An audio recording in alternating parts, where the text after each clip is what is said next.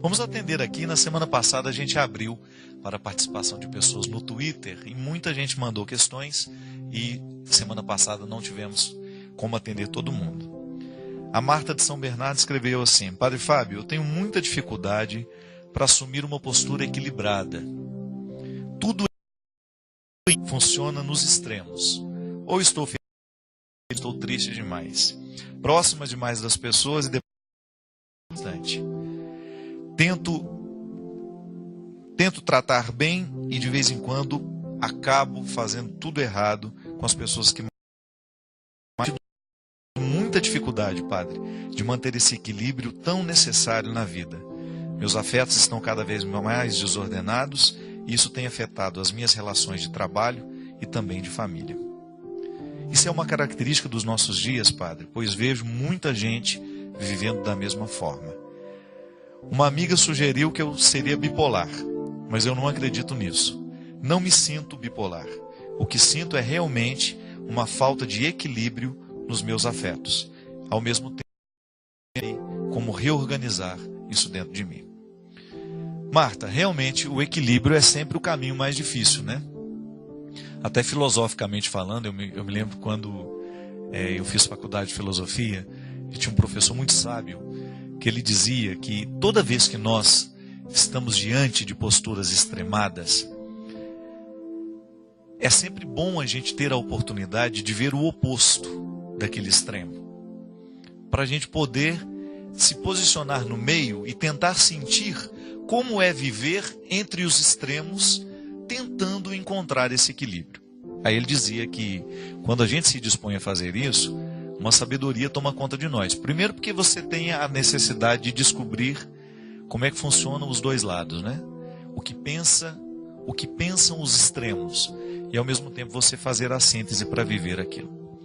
Afetivamente a luta é a mesma, né? Não é só do ponto de vista intelectual que nós precisamos buscar o equilíbrio. Por exemplo, amar um filho. Amar um filho é um exercício de equilíbrio. Porque você não pode permitir o tempo todo, mas você também não pode negar o tempo todo. A manifestação equilibrada do amor é que vai fazer com que o filho possa saber que você é uma autoridade que ama e que, porque ama, estabelece limites. Muitos pais erram no momento em que permite demais porque tem medo, né, de negar e o filho encontrar na negação uma forma de interpretar um desamor. Não. Agora, o equilíbrio nas relações humanas, ele vai passar o tempo todo, ele vai ser uma necessidade o tempo todo, porque nós nem sempre sabemos quando é que nós estamos neste equilíbrio. Muitas vezes pode as pessoas estarem amando demais, cuidando demais, mais do que deveria, achando que aquele é o ponto do equilíbrio. Quando nós extrapolamos, né, e sentimos que as nossas reações, a gente precisa buscar um pouco o que é que tem provocado. Eu não sei, Marta, a sua palavra é muito pequena. A gente poderia refletir aqui. Você escreveu pouco e a gente precisaria conversar muito para a gente poder entender, porque o que faz a gente viver esse desequilíbrio? São muitos os motivos nos dias de hoje. E um fator que tem sido muito determinante é o estresse, nascido da própria exigência. Nós somos muito exigidos. E essa exigência, às vezes, ela é inconsciente. Nós a estabelecemos para nós mesmos e nós a recebemos dos outros. Muitas vezes a gente fica pressionado para ter que dar conta da vida. Eu tenho que ser uma boa esposa, eu tenho que ser um bom esposo, eu tenho que ser um bom profissional, eu tenho que ser um bom aluno. E a gente acaba jogando uma energia para a gente alimentar esse motor. É como se nós fôssemos um barco movido a carvão, né? Aquele fogo lá dentro que você tem que jogar lenha, para alimentar, para dar energia àquele navio, igual era o Titanic, né? Para ele andar naquela velocidade toda, que foi fatídica naquele caso. Os trabalhadores fizeram muito esforço para aquele navio chegar naquela velocidade. Nós fazemos às vezes a mesma coisa, nós gastamos muita energia e de repente o próprio organismo não aguenta. Então nós temos muitas vezes como causa desse desequilíbrio, o estresse. Eu me lembro que uma vez nós falávamos aqui no quanto que a irritabilidade hoje é um fator muito sério, né? Existe até esqueci o nome técnico disso, a explosão, né? Que muitas vezes a pessoa no trânsito fechou o sinal e não passou, ou foi lento, a pessoa se irrita tanto que ela é capaz de, se ela tiver uma arma, matar. Esses desequilíbrios, como você disse, que são tão próprios, nascem de estilos de vida. A gente precisa ter um cuidado para que a gente não entre dentro de um ritmo de vida que seja desonesto com a gente. Essa é uma reflexão que eu tenho feito sempre. Eu tenho procurado dar à minha alma o sossego que ela precisa para eu viver com qualidade. Como eu corrida, como eu encontro muita gente o tempo todo, e não é fácil. Eu tenho que estar disposto para as pessoas. Não é brincadeira, não. Então, na hora que eu posso ficar sozinho, a minha solidão é sagrada. Ah, você está sendo egoísta. Não. Eu estou dando o alimento que a minha alma precisa, para que depois, na hora em que eu sair, que eu ir a campo, que eu ir para o meu trabalho, eu tenha a possibilidade de estar reenergizado para eu viver esse equilíbrio na relação com as pessoas. Porque eu também tenho vontade de meter a mão na cara de muita gente. Eu também tenho. Você não tem não, Renato? De vez em quando você não tem vontade de furar o pneu do carro do outro, de dar um tiro na pessoa, pegar um pedaço de pau e sair batendo em todo mundo, não é? Todo mundo sente isso. Não é nenhuma vergonha a gente admitir isso. Porque às vezes a gente tem vergonha de admitir. Nossa, padre, é verdade. Se eu pudesse, eu dava uns tapas em muita gente de vez em quando. Mas eu estou assumindo aqui a minha crueza como pessoa. Mas eu não tenho o direito de fazer isso. Eu não tenho o direito de tratar mal quem de mim se aproxima. E se trato, é porque estou no meu desequilíbrio já. É porque eu dei além do que eu deveria. É porque eu não fiz o reequilíbrio. Eu não dei ao meu coração, ao meu corpo, o descanso necessário. Igual você sai, né? Às vezes 6 horas da manhã do seu quarto no hotel. Você encontra o padre, posso tirar uma foto com você? Às 6 horas da manhã. Um horário ótimo para tirar foto. Aí você não dormiu direito. A primeira reação, minha filha, deixa isso para outro horário, né? Não estamos nem em condições, né? Com essa cara de... Não. É a hora. Se eu sair do quarto, é porque eu preciso estar disposto para as pessoas que vão manifestar o carinho que tem por mim.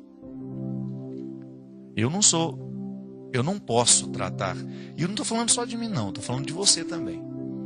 Se você trabalha numa loja, você não tem o direito de negócios, não, viu? É por uma questão de educação. O médico, quando está no serviço, ele não tem o direito de destratar um paciente.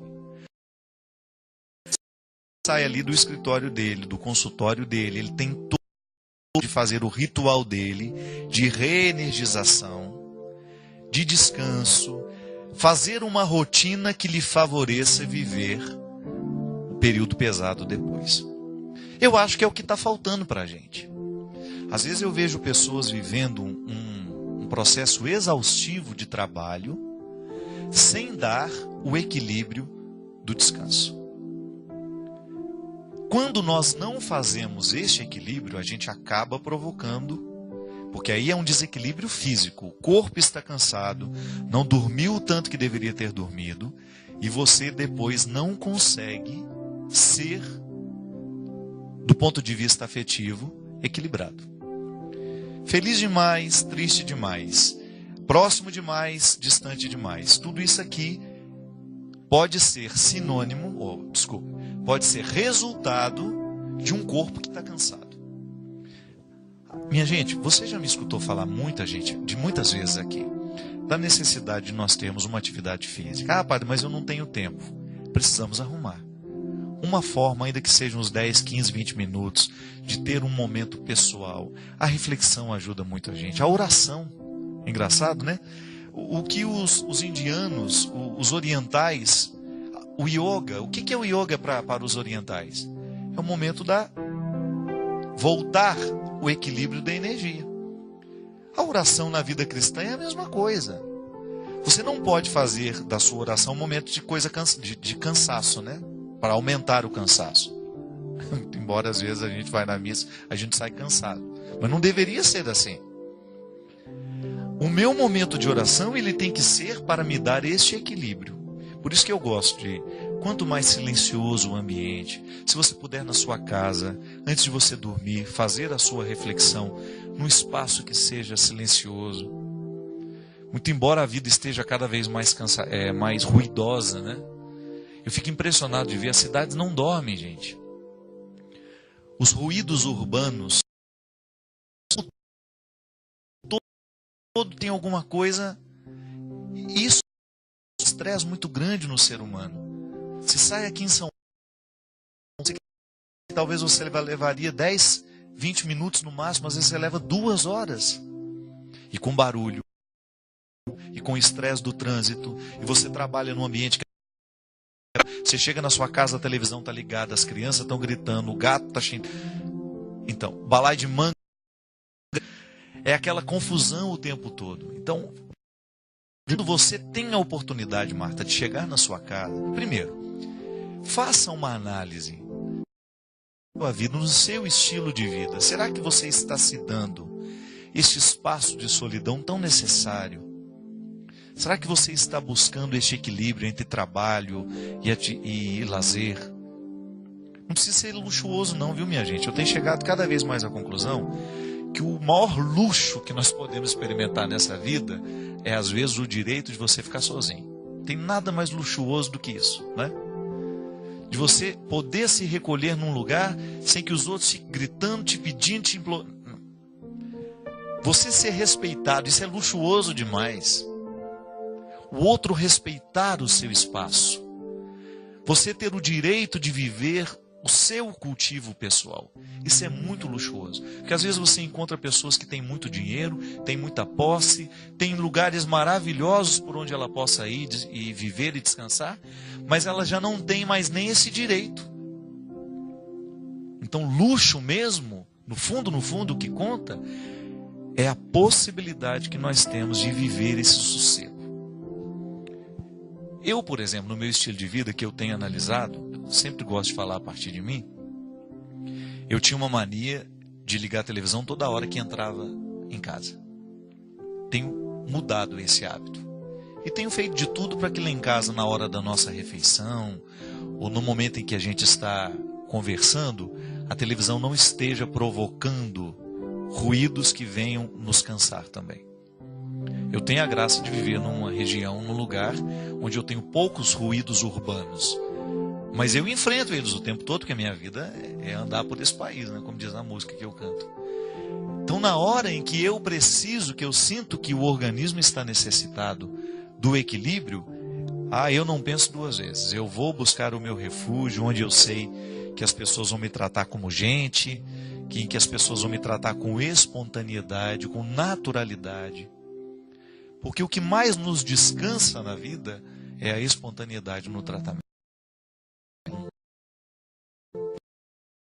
Para um compromisso onde é cheio de formalidades, você é diferente de você ir para a casa de um amigo em que você não tem formalidade. Você não vai ter que viver obrigações. Talvez seja isso, Marta.